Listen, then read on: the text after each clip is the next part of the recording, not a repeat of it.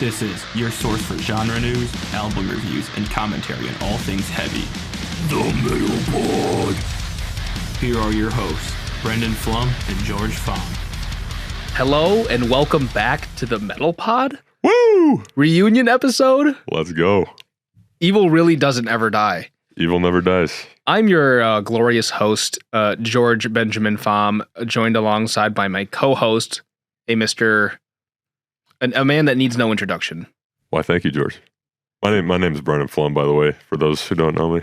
We're resurrecting the Metal Pod for an episode, maybe more. Who knows? Yeah, we'll fill it up. We've been flying by the seat of our pants with this podcast since its inception. We've been in the studio, out of the studio. We've been lawyered up against. We have lawyered up.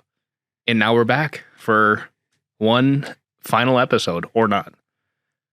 Well, our last episode was supposed to be our final one, so if that tells you anything, here we are. We don't follow the rules. Yeah, breaking all the rules. Let's get started here. Shirt stories. We're going to do the segments for you guys. Topic of today's episode we'll get to. Yeah, the general theme of this episode is just how we've changed as metalheads. Right. Since the last time we spoke. We're just going to weave that all throughout. Last time we spoke on the pod. Right, yeah. Obviously, we've hung out many times since then, but believe it or not, we don't only talk on the pod, so. Right. Okay. Book club, though. This bad boy right here, it's called Codex Metallum. It's an encyclopedia of metal album covers. It's sick as fuck. So yeah, book club, check it out. It came out last year by some British dude, I think. So, and you and I met in Britain, so it's only very true. It's only fitting. Cool. Look at that bad boy. What shirt you got on, George? I'm wearing a Slipknot shirt. So am I, man. My first Slipknot shirt that I've purchased at a concert. Right. And I purchased it at the Pine Knob show in October, which Flum and I went to together. Andy, your father, old school, and Curtis was there. My cousin Freddie and his wife. Yep. Yeah, that was one of the better times I've ever seen Slipknot. So. Yep. And they were, who opened? It was Code Orange. That's right. Fever 333 yep. and Killswitch Engage. That's right. Who I'd seen at Louder Than Life for the first time before that show. Killswitch? Yes. Yeah. In Kentucky, which we'll get to. Which they were awesome. Code Orange probably was the dark horse, I'd say. Yeah, only because they're, I'd rather see Code Orange in a little club than a goddamn amphitheater outside when it's bright out. Yep. But it was daylight when they performed. Yeah. But yeah, they were awesome. So yeah, that's where I got my shirt. Yeah. My shirt is also Slipknot, as you can see. I'm wearing this because I think the biggest death in the metal community since we last talked was Joey Jordison, which was last July at this point. But the Grammys snubbed him from their in memoriam category this year. Really? Wow. Which, when I first heard the news, I was like, that makes sense. The Grammys aren't really a metal thing. But when I thought about it a little more, I was like, dude, when Joey was in the band, Slipknot was nominated for 7 Grammys. They won 1 for Before I Forget. And I mean, he's the guy who brought, as they say, he brought blast beats to the mainstream. Yeah.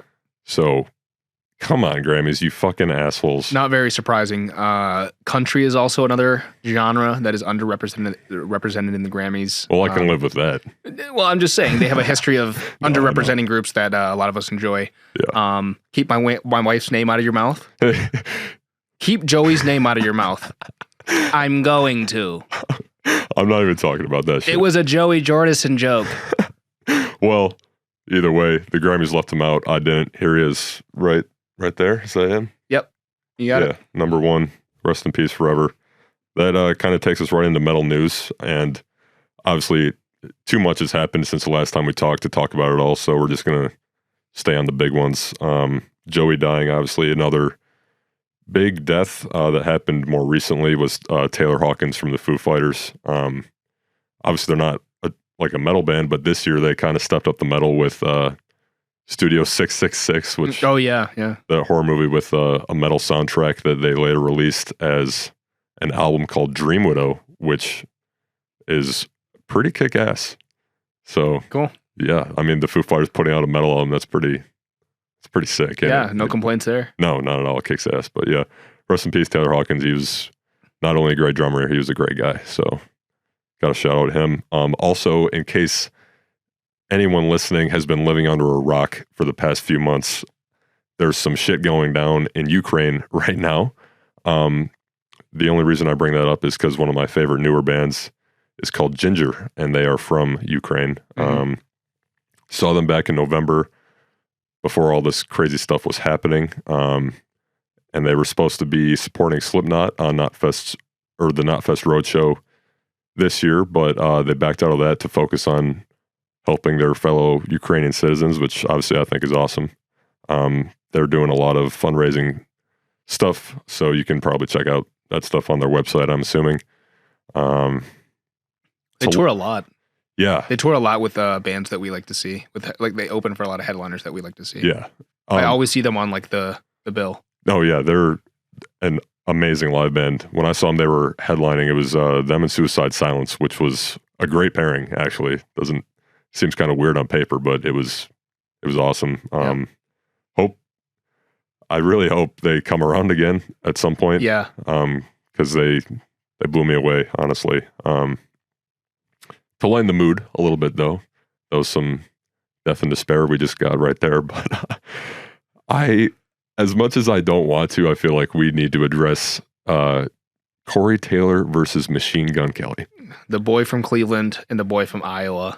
Two Midwestern boys of the same ethnic racial background are going to square it off. I just one is 6'3" and one is about 5'7". Yeah, but who He's would punching win? up. Who would win, though? Corey Taylor's in a different weight class. Corey Taylor is still a heavyweight. I know. Well, I just wanted to bring it up because you and I break it down. We haven't talked. Dude, there's too much to break down. I want to spend as little time on this as possible. We haven't had a chance to talk about it. So I was just curious what your viewpoint was about it, if you have an opinion at all. I just think that it's really easy to shit on Slipknot. Previously, it was Nickelback. Like they've just been like the punching bag for pop metal culture. Slipknot has. Yeah, Slipknot has. Yeah. Well, it's funny you mentioned Nickelback because Nickelback called out Slipknot at 1.2. That's what I'm saying. Yeah, which it's just why. Yeah, there's no reason for it. I'm sure it infuriates Corey Taylor. Well, I don't know if it does. I feel like he doesn't give a shit. Like when I saw them at Knotfest and people were chanting "fuck MGK," he was like, "I can't take you crazy motherfuckers anywhere." That's all he said about it. Yeah. He didn't like go into it anymore. Yeah. I'm not even going to go into the whole backstory because it's so complex and stupid that it's not worth talking about. At the end of the day, for me, fuck MGK. Okay, this is the last thing I'll say. When I went to Aftershock Festival in Sacramento, I was waiting for Gojira on one stage, and I happened to see MGK. I keep saying MJK because, Maynard James Keenan, I see. They've got similar initials, but I saw MGK on another stage, not by choice, just because I was waiting for Gojira on another stage. People were literally throwing like logs and branches at him. Like I don't know why people keep putting him on metal festival bills. Mm-hmm. Like, yeah, he's gone pop punk, which is, in my opinion, stupid as it is, but. Yeah. We did that song with Willow. Oh. He's hot right now. Oh, yeah. So, therefore, he's metal.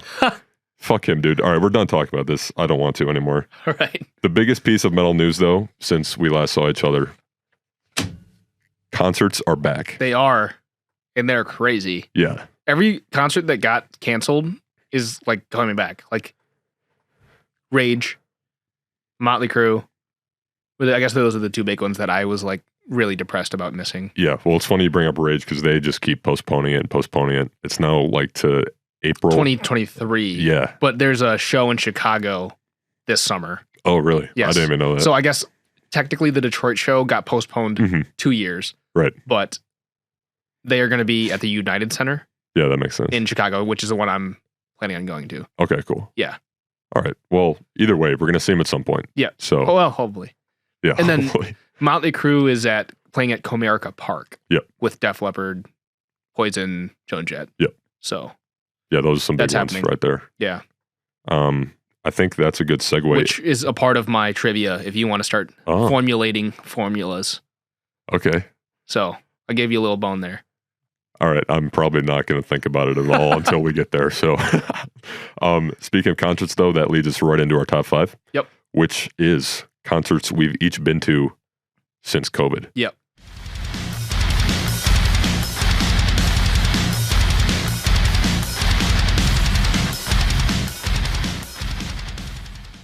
George, I don't care what order you do it in. I'm doing a countdown from 5 to 1. So Flum loves ordering things, and I like chaos. I do. Yeah, no, I like controlled chaos.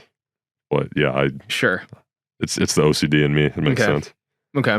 So after you, sir. Okay, I'll try to order these in terms of favorite to least favorite, but no particular order. Louder Than Life in Louisville, Kentucky. Mm-hmm. And okay, I guess like this is like 10 concerts in one, right? So like, it's a festival. 4 out of my 5 are festivals. Yeah, okay. I went for one day, drove down from Michigan, 7.5 hours straight to Kentucky. Trent and I did, who's been on the pod, and Andrew drove up from Nashville, who's also been on the pod. Yep. It wasn't his drive wasn't quite as bad. Louder Than Life. They did the double stage next to each other deal. Have you seen that? They did that at Knotfest in Iowa. Yep. I'd never seen that before. I hadn't either until Knotfest. I didn't like it. The thing I was explaining about Sacramento was kind of like that, but there was like a good distance where... These were like 2 sound stages exactly next to each other. Right. Like no separation. Were you a fan of that? I wasn't, but it was cool because I could stay in the middle and see the shows that alternated. So that like I really didn't have much to complain about, but it just made the festival feel smaller. Yeah, for sure. That's my main complaint. But they were awesome. Metallica headlined. First time seeing them, they ripped it. They played a 2-hour set. Rob Trujillo did the crab walk. Yep, of course. The whole 9. Kirk Hammett was wearing like Fila's. Okay. Which was a very interesting choice. But yeah, they I mean, what else do I need to say about this? They were Metallica. Right. Did you see them both nights or just the one? Just the one. The one where they didn't do the Black Album. Yes. So they played every song except they played like through their discography, whatever they wanted, except for songs off the Black Album. Okay. Yeah. No. So I heard like For Whom the Bell Tolls 1. They ended with Whiplash, I think. That's pretty good. No, they ended with Seek and Destroy, I think. Okay. That's fair. But yeah, so they killed it. Gojira was there, probably my second favorite performance. Yeah. They had like the Tree of Life like banner, that thing. What's it called? Is that the Way of All Flesh? Is that album? Or the Link? It's one of those two that has the tree. Yeah. I'm not sure. They made a huge impression on Andrew. They turned him into a fan. Yeah. That's good. Trent was falling asleep at that point. But Avatar was Trent's favorite band he saw that day besides Metallica. Yeah. And I find that with Trent's a metal fan now, but like with my friends that aren't quite as into metal, they love like the theatrical shit. Oh yeah, like Marilyn Manson and like Avatar and. I was just gonna say everyone I've taken Avatar to, they fall in love immediately because it's like a circus. Yeah, but they're like heavy as shit. A freak too. show, yeah. So they were awesome. They played all their hits. Smells like a freak show. Yeah. Of course. Yeah. Motionless in White is another band that's kind of like that. They do like the theatrical stuff. Gojira was awesome. Jane's Addiction, not good. Really. Yeah, you told me that, which I was kind of surprised about. They're legends.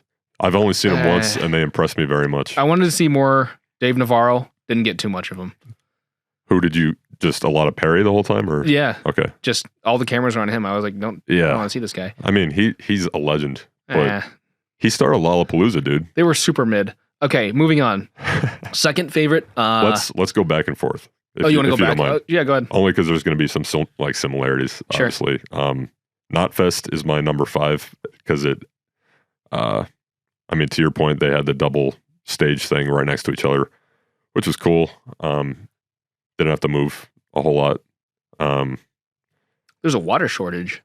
Yeah, I was going to say that's why it's so low on my list because the experience itself was bullshit. It was ass. But the lineup, I'm going to read you the lineup because the lineup is just so fucking elite. Slipknot, of course, Megadeth, Lamb of God, Suicide Boys, Gojira, Trivium, Tech 9, Fever 333, Knocked Loose, Turnstile, Gatecreeper, Vended, and Widow 7. So that's hype. Yeah, I mean the lineup alone, we were like Suicide Boys at a metal fest. Like, we got to do this. Yeah. It's Slipknot's fest too. So, Yeah. but yeah, to your point, there was a fucking water shortage. I had maybe, I think collectively we each had 4 waters the whole time for 12 hours. Have you ever had liquid death? Yeah. That's all they had. Okay. There was no tap water. You had to buy the fucking liquid death in a can. That's very whack. And they ran out of food. Well, dude, it's in this fucking cornfield in the middle of buttfuck nowhere in Iowa. They hold the goddamn like national hot air balloon festival there. Okay. Every year. I see. There's literally 2 dirt roads that lead to this cornfield. It was the stupidest shit I've ever seen. That's Slipknot style, man. I mean, it was cool. That part was cool, but no water? Not cool. Not cool. Resources are fun. Yeah. The resources are fun. But yeah, to finish that off, Lamb of God stole the whole fucking show. Yeah. They were... Telling you, man. No, I know. They're amazing. In terms of ways we've changed as metalheads, as you know, I always harp on Korn. They were my favorite live band, but now, since COVID, it's hands down Lamb of God. They've kicked my ass every time. Who else have they dethroned for you in their lane? Well, you've agreed with me in the sense that sometimes we see Lamb of God and they're like not great, just based on acoustics of wherever we are. But that has not been the case once since. And Randy at Knotfest, that's the most animated I've ever seen him. Really? Like if I hadn't known that he's been sober for however many years he's been sober, like I would have thought he was drunk. Like, Okay. climbing on rafters and shit, just like dancing around. Like it was, he was just so happy, and Yeah. it was awesome. Cool. Yeah. So Cool. go for it. Sweet. All right. So my next one here, South by Southwest. Yeah. Cool. Impact generously sent the media team and some other folks to cover South by Southwest Mhm. In Austin, Texas. In case you don't know, it's a like 2-week music, film, arts festival. Yeah, I That's thought it was basically what just it is. film. I didn't know they had music until you there's- told me this. Yep. So. There's also music. They mostly focus on like smaller kind of Yeah. up and coming bands. They don't really do too many like crazy headliners. Yeah, I it's think like an indie thing. It's like an indie thing. Yeah. And I didn't know this. Apparently, Austin is the live music capital of Yep. like the world. Yep. So That- that's just their thing. I love that city like so much. Yeah, it's amazing. I had such a good experience. Yeah. Jane in the Jungle, shout out. I took photos for them. Okay. That was my first time being backstage to take photos. So I had access to the whole stage Mhm. and in the photo pit. It was awesome. Some of my other favorite venues, because that's a big thing with South by. There's like, it's venues all across Austin that just have showcases related to South Oh, by. it's not just in one central No, location? no, Okay, that's it cool. was all over. Hotel Vegas was my favorite. Okay. It was awesome. And then, just a couple other like smaller, and like the experience as a whole was what sold it for me. Yeah. So I mean, you can't go wrong with Austin. Yep. It's just so sick. everything's bigger in Texas, baby. Everything is bigger in Texas. That's Everything is also bigger, not really, not as big as Texas, but in California. I briefly mentioned Aftershock. I only put it on here because, you know, it's Cali. It was my first concert experience in California. Yep. Again, Metallica headlined 2 nights like they did at Louder Than Life for You. Did they do the Black Album thing? Yeah, I didn't go to the Black Album night though. We flew home that day because had to work the next day. Wasn't upset. 'Cause Yeah. I don't need to see the whole Black Album. Right. It would have been cool for sure, but Yeah. So yeah, Metallica 2 nights. The original Misfits was the night in between. Cool. Yeah, they were fine. People were freaking out for them. I mean, they are legends, of course, but just they were fine. Like, Okay. and then Cypress Hill headlined the first night. Cool. Which it's fucking Cypress Hill. Yeah. It's going to be dope either way. Yeah. But I just listed a few bands that like were the best in my opinion and kind of were better than all those other bands I just named. Mm-hmm. Suicidal Tendencies, by far the best band. They were on one of the side stages. Okay. So like there was actually moshing and they just went balls out. It was sick. Yep. Butcher Babies, have you heard of them? I have. One of their singers, they're a double female fronted band. One of them is from Detroit. So it was cool to see them. They went on right before Suicidal, so they got the crowd going. Alien Weaponry, you know them? Yes, I've seen them. they were loud as fuck. They're a good live band. Yeah. Great live band. They kicked ass. And then I also just wanted to mention Seether real quick because I've seen Seether. Have They're you? Cool. Yeah. Oh yeah, I've listened to a couple of their albums. Yeah, they're a good rock band, but They're like Nirvana right. 2.0. Yeah, exactly. Like the dude Sean Morgan's his name. He just loves Kurt Cobain. Yep. It's apparent. But me and my dad went to their after show at this club called the Ace of Spades in downtown Sacramento. Because Ace of Spades. Yeah, exactly. My dad like somehow knows their drum tech or something like that. So like Seether's drum tech. Yeah, something like that. I don't know the connection, but we got in there for free and saw Seether like after the first or second night. So yeah, it was cool. Nice. Yeah, that's cool. Yeah, that was my number 4. Sweet. Yep. My number 3 because I'm doing ascending. Okay. I'm doing descending. You're doing ascending. Right. My 3 is Slipknot at Pine Knob. Yeah. With Fever 333, Killswitch Engage, who was also at Louder Than Life, by the way. I didn't put them on this list because I don't listen to them that much. But, yeah, they killed it. And Code Orange, of course. And Code Orange, yep. And I think you mentioned that was the best you've seen them. That was at Pine Knob. Dude. That was... well, it's so tough with Slipknot, but yeah, that was one of the better times. Nothing is going to top Download in Britain for me. That was unbelievable. That was just insane. But yeah, that was one of the better times. Yeah, for sure. Yeah, I like that a lot. I mean, what more do we need to say? They were the balls to the set wall. list was fire. Yeah, they did their whole thing. Lot off of first album in Iowa, which is they always exactly do that. what I want to see. Yeah. So cool. Couple new things too. Yeah. Couple stuff off their new album, which was cool. Yeah. They don't play much Volume 3, which fair. Or the Great Chapter, they only played, I think it was The Devil and I, and that was it. Which, really? Yeah, wow. Which is fair, I mean. Yeah. It's album 1 and 2, so yeah, that's all you need. That's all I fucking need. All right, that's it. Yeah, my number 3 is also a Pine Knob one. It was Riff Fest. It was a 2-day thing. Is that Megadeth and Lamb of God? Yeah, they were day 2. That was, I don't know, it was weird. Like, the Megadeth and Lamb of God tour on their own is branded as the Metal Tour of the Year. That's right. Which, I mean, it is with a lineup like Megadeth, Lamb of God, Trivium, and then at that point it was Hatebreed. So that for 4 bands in one day, you can't get much better. Yeah. Cool. But day 1 of Riff Fest was the main stage was Rob Zombie, Chevelle. Ooh. That's cool. Avatar. Yeah. Candlebox and Aaron Jones. Okay. Yeah, so I mean, Rob Zombie tours a lot too, and Avatar.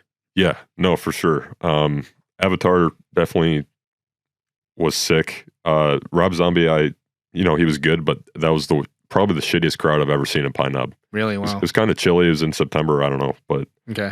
I just wanted to mention Aaron Jones because I feel like this motherfucker is at every goddamn festival. Like I've seen him more than anyone since COVID. Not even by choice. He's just there. What? I know. I mean, he's good, but like, I don't go out of my way to see him. He just happens to be there. Yeah, that's funny. Yeah, like me and my dad went to see, and Mitch, we went to see the Rolling Stones at Ford Field in November. Okay. And Aaron Jones is the fucking opener. Like unannounced. I was like, are you fucking kidding? I've seen so much of this guy, but he's cool though. Like he covers Breed by Nirvana every time because he's from Seattle. So cool. He's cool, but yeah, I'm done talking about him. So if you go now, please. All right. My next one is the Chainsmokers in Las Vegas. Are you fucking with me? Yeah. No. Yeah. It was on a whim too. It was like, we were in Vegas in November. Do I need to remind you what the name of this podcast we do is? Hey man, they're metal. The Chainsmokers. Listen, this is top 5 concerts we've seen since COVID. Okay. They were awesome. I was in Vegas for my brother's bachelor party. Right. And so we were like, what are we gonna do today? And then our other buddy that was there, he goes, you want to see Chainsmokers? And I was like, just like later today? I was like, yeah. So we got our tickets the same day. It was like on a whim kind of thing. You're giving me a look like you're not disapproval. I fucking hate the Chainsmokers. Why? Because they're pussies. Are you allowed to say that? I just did. So anyways, I paid $100 for 2 drinks, which hurt my soul. $100? I did not know that it was going to be that much. It was like I got like 2 vodka Red Bulls, 2 doubles. Yeah, it's going to be like $100. So I got screwed there. But overall, it was an intimate show. It was a pool party. Oh, okay. So that's cool. It was like an intimate show. It wasn't like a big thing. Yeah. So, That's fair. yeah. It was kind of whack too. It was cool, but they had like a VIP section behind the stage where there was a balcony.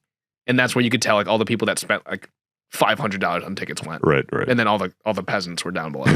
I also met like two of my friends that happened to be in Vegas at the same time I ran into. See, now that's fun. Like, that's good. So yeah, overall, Chainsmokers in Vegas was awesome. See, are you putting that on your list because of the experience or because of the show? Both. Isn't the show isn't the experience part of the show? I get that, but like a pool party that happens to have some music is an awesome experience. But like, I'm not there for the Chainsmokers. I'm there for the pool party. You know what I mean? Well, you can say the same about South by Southwest. I'm not here for a bunch of indie artists. I'm here because I want to be in Texas and that's fair. Eat barbecue and day drink. Yeah, see, now that's fun. And there's same sentiment with the Chainsmokers. But the Chainsmokers were there, so it couldn't have been that fun. I'm done. Okay. Go ahead. Okay. My number 2 is actually, you were there with me. I put it number 2 because first concert since COVID was Upheaval Festival. Day 1 was, I'm only going to mention the bands that are worth mentioning. I don't mean any disrespect by that, but Korn headline day 1, Chevelle was there, Avatar. I was not here with you. No, day 2 you were there though. I'm just... Oh, okay. Yeah. And then, so day 1, first band I see since COVID is a band, I think they're from Grand Rapids, called Deadlight Holiday. You heard of them? Nope. They were good, but they just... they need to work on their stage banter, but they were good. So they were my first artist since COVID. Okay. I also want to give a shout out to a band called Assume Nothing, who's actually from Lansing, and talked to them after the show. Really cool guys. They gave me one of their shirts and a CD for $5. Cool. So you can't beat that. If you haven't listened to Assume Nothing, I would definitely check them out because they were really good. Day 2 though, you were there for at least Rob Zombie. I don't know when you got there. Because there was also Stained was right before Rob Zombie. Yes, that's right. I'm only mentioning Stained so I can talk about how much I fucking hate Stained. Oh, this was in Grand Rapids? Yeah. Yeah, I remember. Yep. Yeah. Did you see Stained or just Rob Zombie? I did see Stained. Okay. They were good. Okay. But go ahead and, I don't listen to them, so. No, I try not to either, but I just. Why? Because I hate them. Why? Because there's many reasons. I'm not trying to get political though, so I'll just leave it at that. Sure. I think Aaron, what's his name? Aaron Lewis is their singer. He's just a total fucking asshole. I can see that. But they're big and they're popular though. I'll admit that I do like some songs, but also saw them open for Korn at Pine Knob, not by choice. They just happened to be there for whatever reason. Fuck Stained, I'll leave it at that. Bands on the side stage that were really good though. Giving a shout out to Stitched Up Heart, female fronted band. She kicks ass. Heartsick is a band also from the Lansing area, I think. Talked to their singer after the show. He's a really cool guy. He knows one of my coworkers. And then, have you heard of a band called Vestigial?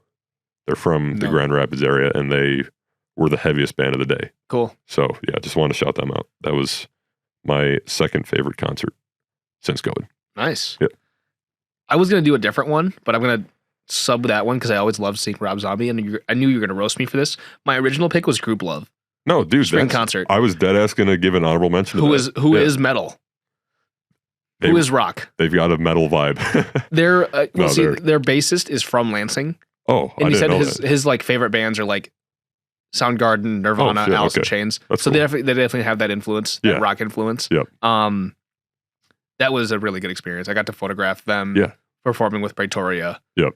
And for those who don't know, I mean, I'm sorry to cut you off, but I was going to give a shout out to Pretoria, obviously, because we're buddies with some dudes in their band. One of them worked for Impact, of course. Yeah, Matt Burdick. Shout out. Yeah. So it was funny because I saw Pretoria headline in Grand Rapids, their hometown, one night, and then literally 2 days later was them opening for Group Love at Breslin in East Lansing, which we were obviously there for. So yeah. Cool. Yeah, that was my thing. It was awesome doing a shooting concert. We had a press box in the Breslin, so I got to watch the concert from like the presser, which was cool. Yeah. I was a lowly peasant for that. You were a lowly peasant. I could have been. I had a VIP access, so I could have been on the floor or whatever. But it was cool. I wanted to like sit and watch. Yep. And it was a cool experience. I'd never done that in the Breslin before. Yeah. So that was. And we saw Rob after the show, which is pretty funny. Yeah. He was like sick. Yeah. Yeah. I guess my favorite concert since COVID, not a festival, it was an actual show, was Code Orange at the Pyramid Scheme. Okay. Which is where I saw Pretoria also.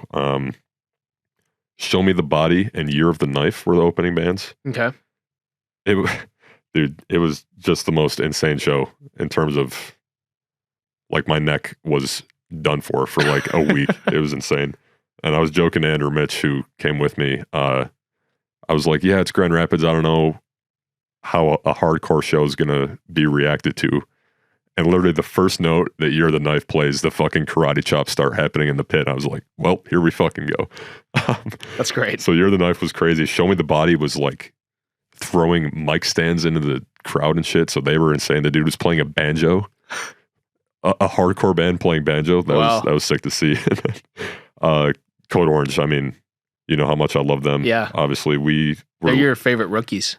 Yeah, like your rookie band. Absolutely. We were literally right in front of Reba. Like, I was grabbing the stage. I could have, like, reached out and touched Reba's foot. Like, that's how close we were. Talked to her and a bunch of the other members of the band after the show. Actually, my phone wallpaper to this day is still my picture with Reba after that show, just because, just such an awesome night. We saw. Have you ever eaten at Two Beards in Grand Rapids? I have, yes, many times. It's so good. Yeah. That's like my favorite place there. So we went there before the show because it's right by Pyramid Scheme, and Reba and one of their crew members were just in there, just chilling. Yeah, and I went up and I had to say something, of course, because I love Reba. And then after the show, I was like, "Yeah, you remember me? I was Two Beards." Yeah. She's like, "Oh yeah, no," but you got a BLT, right? No, I don't know what the fuck she got. That's funny. But dude, they covered A New Level by Pantera, which was yeah, I think you told me about. Yeah. That's cool. it was nuts, dude. So for all those reasons, for sure, that was my favorite since nice. COVID. One more honorable mention shout out to one of my buddies' bands called Cypress. I think I've told you about them. Went to high school with their guitarist, who likes a lot of the same shit we do. They're like a proggy jazz fusion kind of band, but they still kick ass and they rock. They opened for a fucking Judas Priest tribute band. Oh, yeah. At the Token Lounge in Westland, this really dumpy but like legendary, awesome metal bar. I also saw Judas Priest though, like for real since COVID. So like, you can ask Mitch. Like the whole time we were at Judas Priest, I was just had a smile on my face. Yeah, but it was in Grand Rapids, so the crowd was like terrible turnout. They weren't really into it. But musically speaking, one of the best times I've seen Priest. But yeah, if you haven't checked out Cypress, listen to Cypress. They're cool. Nice. Yeah. So I think we can move to pick of the week. Yes. More like pick of the year, because it's been a minute. Yeah. So did you pick your favorite album of 2021? I just picked my favorite album since we last spoke on the pod. Okay, what would that be? Damnation by Opeth. Okay. So not a new one. Right. My favorite since we've last talked on the pod is Damnation by Opeth. I've listened to it nonstop. And what year would that have come out? That was after Blackwater Park. Yeah. I think it was 2000. Is that the one with the really creepy album cover with a little girl? Correct. Oh god, I love that album, dude. It's very. It's an acoustic. It's there's like no harsh vocals and no like heavy guitar. Yeah, it's I know. like all. Which, as an Opeth fan, like I love the Death Growls. I love those Opeth albums, but Damnation, I saw the album cover and I was like, this is going to be some dark ass shit. Yeah, so. And it came out in 2003. Okay. So yeah, that's mine. All right, fair enough. And we're going to see Opeth. Yes. Open for Mastodon. So in a 2 weeks, 2 or so. Yeah, we're filming this on April 7th, and the show will be April 29th, which is the last Friday of April at the Masonic in Detroit. And that's another thing I wanted to bring up just real quick. At Aftershock, while I was waiting for Gojira and watching MGK's shit on the other stage, I turned around and the fucking drummer for Mastodon is just standing in the crowd with his family drinking a beer. No way. Yeah, they're serious? No, yeah, but he's also a vocalist though. No, yeah. He's one of the vocalists. Yep. Too. And they were playing the next day, I think, Okay. because they were on that festival bill. But I was like, you know what? I don't want to sit here and listen to this piece of shit get logs thrown at him. So I'm going to go introduce myself to the drummer Mastodon. Wow. He's a really nice guy. I saw he was with his family, so I didn't want to bother him too long. But yeah, that's cool. At the time, he was telling me that, yeah, we don't have a Detroit show scheduled, but we will pretty soon. So I was like, thank God. Oh, nice. And are you a fan of a band called Zeal and Ardor? Never heard of them. They're like dude, you of all people love them. They're like if black metal met like traditional slave music. Like it's a black dude is the front man, and they are one of my favorite newer bands. Cool. Okay. That sounds interesting. No, they're sick. They were opening on that last leg of that Mastodon and Opeth tour. Okay. But not the one we're about to see, which I'm disappointed by. But gotcha. Cool. Cool. Yeah, just wanted to ask if you liked Zeal and Ardor, because they're sick as fuck. I'll have to check them out. Yeah, definitely do it. All right. Favorite album of 2021 for me was a pretty tough decision, because Mastodon's new album was amazing. Hushed and Grim. Yeah. I've not listened yet. It's a double album, so you're gonna want to set some time aside. It's a long boy. It was good. It's so good. Okay. But yeah, it was tough. After I thought about it a little though, it is Below by Beartooth. Really? Yeah, only because I was having a tough time picking between that and Gojira's new one, because that was obviously just so good. But my deciding factor was, this isn't my favorite Gojira album, but this is my favorite Beartooth album that's ever come out. Okay. It's just killer top to bottom. They're not fucking around. It's just straight up metal. Not to say Gojira's wasn't, but like, I like From Mars to Sirius and shit like that. Like, it was awesome. Like, probably top 3 Gojira albums, but had to give it to Beartooth for sure. Yeah. Favorite song off of there is called Devastation. Cool. Kicks ass. And I think I was telling you though, favorite album of 2022 of this year so far is Meshuggah. Like, oh yeah. They're the ones to beat right now. It was so fucking heavy. Immutable by Meshuggah. Check that out if you haven't. Shout out. Yeah. So, ready to do some trivia? Yeah. You want to open with Josh's, then finish with ours?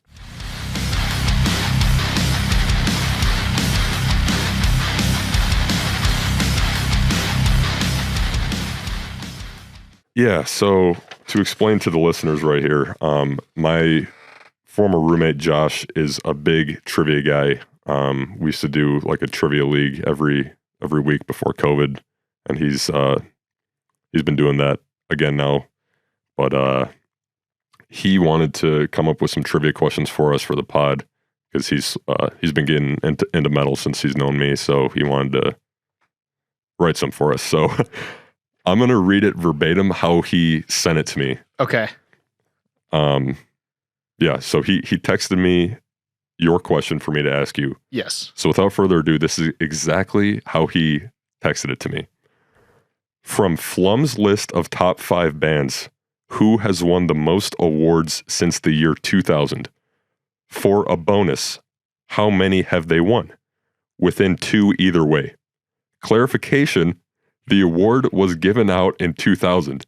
So a band could have been given an award for a song in 1999 and another award for the same song in 2000, but only the award given in 2000 counts. He goes on to state, too hard? ? I think the real challenge will be remembering the list. That's a lot of information. So, can you repeat the body of the question? I was just going the to. question. The actual question itself. From Flum's list of top 5 bands, who has won the most awards since the year 2000? Just top 5 bands, most awards since 2000.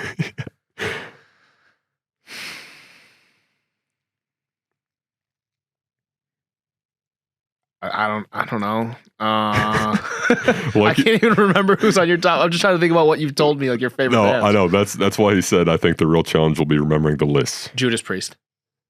You are a piece of shit. That's correct? That was correct. Let's go! Now, bonus is how many? Bonus is how many within 2 either way. I'm going to guess that they've won 11 awards. You're cheating. Is that exactly right? It's 12. That's within 2.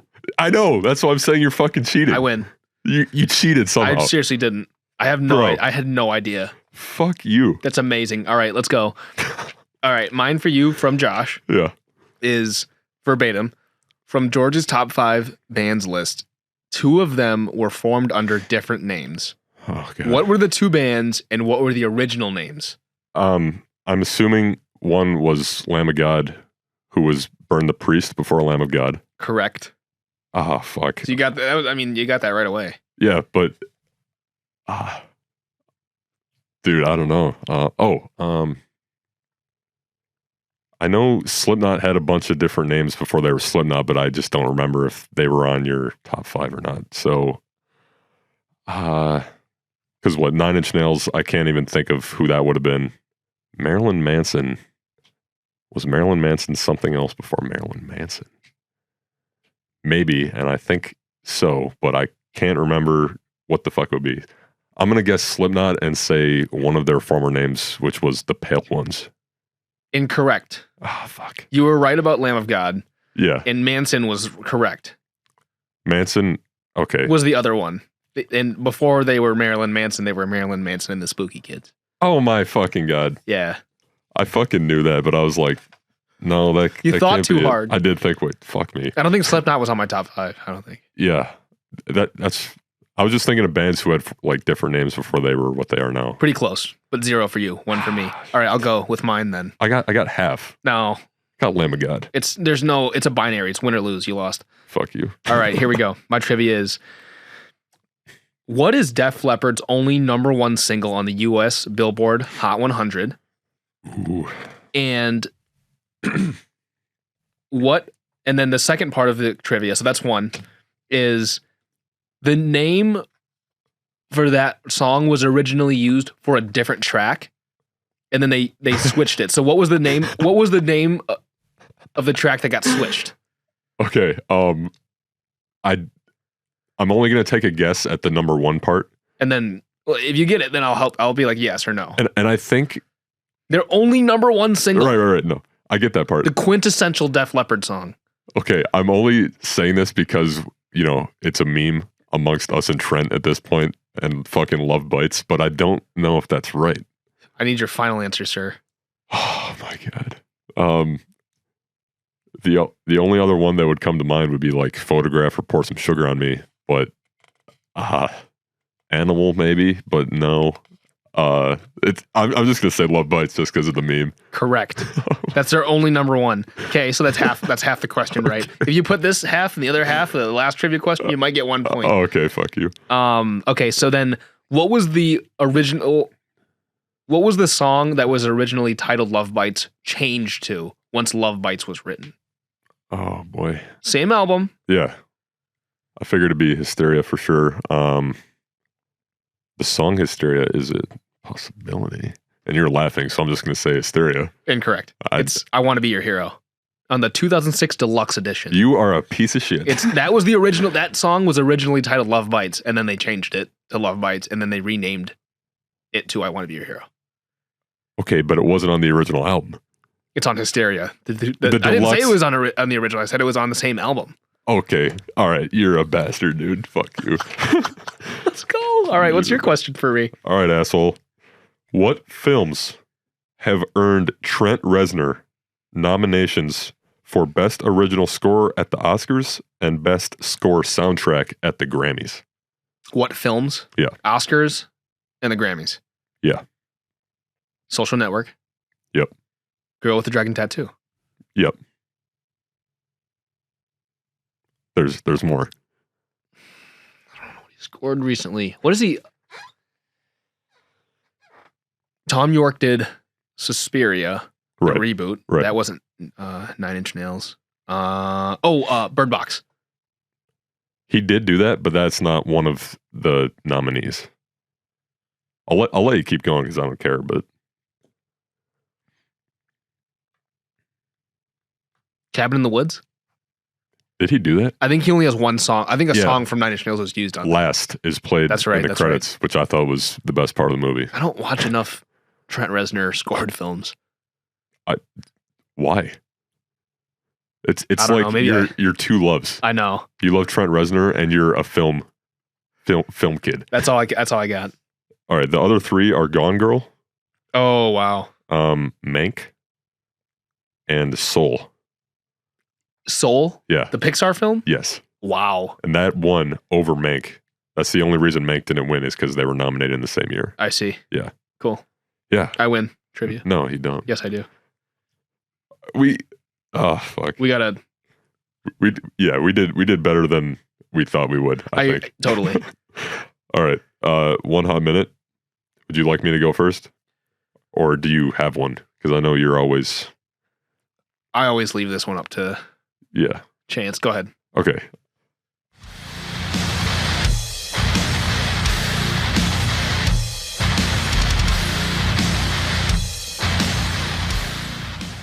I briefly explained it to you already, but I'm going to look into the camera for this one because the people need to hear me. If you're going to go to a fucking hardcore show and stand where the mosh pit would be, or stand in the very front row and then complain when moshing breaks out and start fights because people are moshing at a hardcore and or metal show, get the fuck out. Like, you can leave, you can walk to the back and watch it from the back if you don't want to be a part of it, but don't ruin everyone else's night by getting pissed. That pisses me off badly. And there's two very key examples where I've seen this since COVID. I've seen it a bunch since COVID, but I feel like that wasn't really a thing before COVID. I just feel like... I think it was there, but it became more prevalent.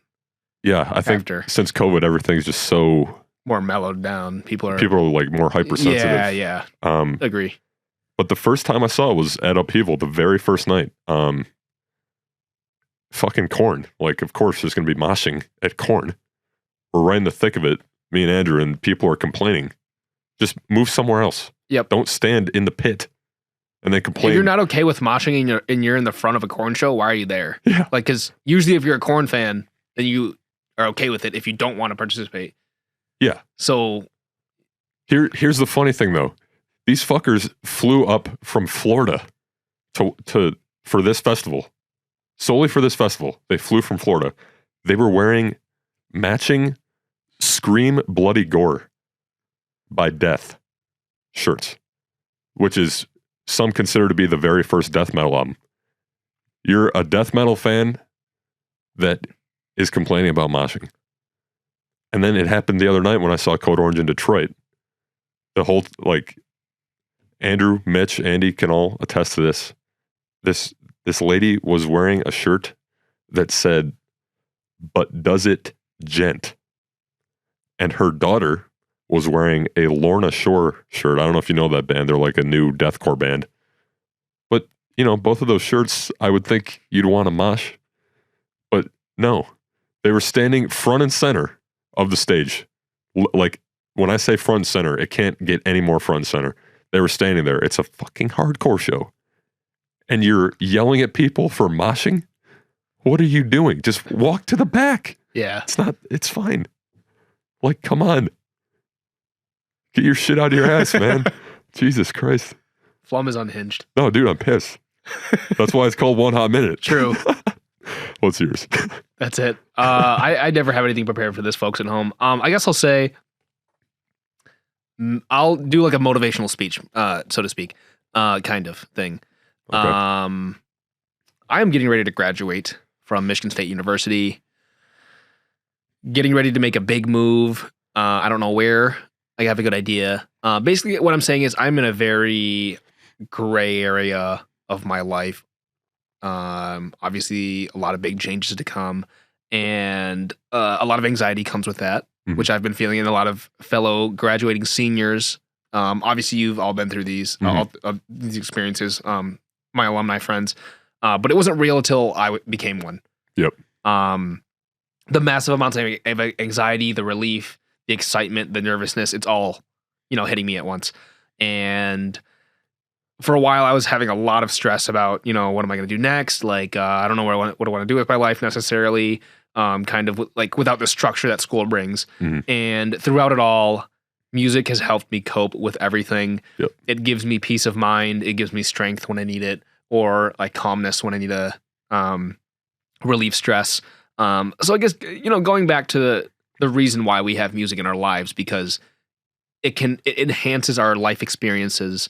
It can calm you down, or when you're in a bad spot, it can help you out, which is why we're fans of music, right? It's a comfort. It's there for us. It's a companion beyond just listening to something that sounds pretty. It's something that we carry with us. Yep. And so all of that to say is metal's been helping me lately with feeling confident and excited for the future and what's to come. And lately I've been feeling like a phoenix rising from my anxiety. And the ashes of anxiety. True. That should be a metal song. Yeah. And that's basically it. Fair, dude. Couldn't have said that better myself, honestly. Cool. Let's wrap this bad boy up.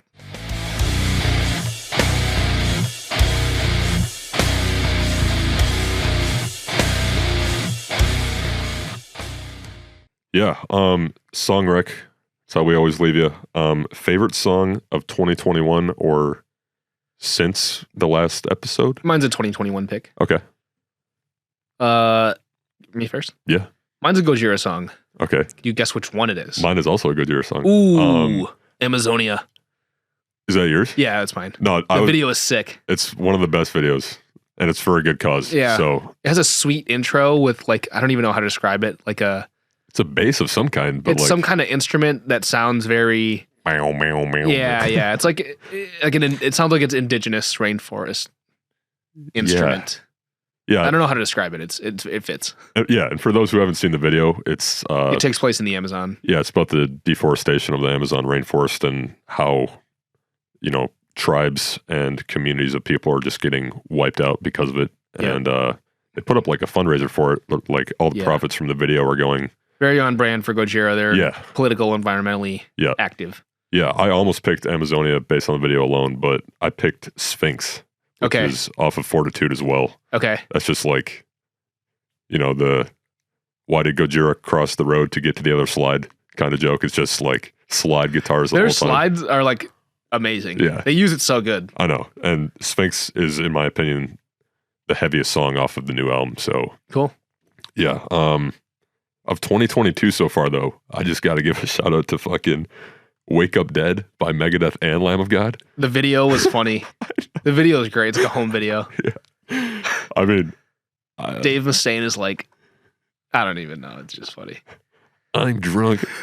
No, but I like the original better for sure. Just because it's classic. For sure. But Randy singing a Megadeth song just sounds really good. Yeah. And Lamb of God and Megadeth on one song is just elite. They're buds. Yeah, and they're doing the Metal Tour of the Year again this year. Oh yeah, we're going to that too. Yep. So that's coming up here pretty soon. That's April 19th. So wow, yeah. Yeah, that'll be kick-ass again. So yeah. Good shit. Cool. All right. Guess we're going to wrap up our reunion episode. That was thanks fun, for dude. tuning in to the Metal Pod episode. Usually this is where we say our next one. We preview our next one, but we don't have a next one. So yeah. So instead, I'll say we're going to have a companion playlist again. That'll probably be in the description below on George's Spotify. In the meantime, though, whenever I'm sure we're going to do another. Yeah, at some point. At some point, we're going to do a 10-year reunion. Yeah, like. Every time we get a high school reunion invitation, we'll be like, all right, Metal Pod time. Yeah. But in the meantime, until we do another episode, continue listening to the Hours of Power on Impact 89 FM. You can also stream that on impact89fm.org, all that good stuff. So you don't know who the new host is? I do not. I assumed it was Jack, or better known as Bones, who we had on the pod in 2020. It sounded like him when I was listening. Okay. That would have been a few weeks ago at this point, but whoever it is, he's got good taste. He's killing it by himself. So yeah, keep listening to that. If you're in the Lansing area or anywhere in the world, stream online. Cool. That's about it. Yeah, that's it. This song is called Back Fucking Bone. You got to think of your best metal. You had to scream metal in it. Okay, sorry. Last thing, I swear to God. Randy Bly singing Backbone with Gojira at Knotfest was my favorite thing of 2021 by far. Nice. The song is called Back Fucking Bone. Randy runs out. Comes out. Yeah. That's cool. Metal! That's it. Goodbye.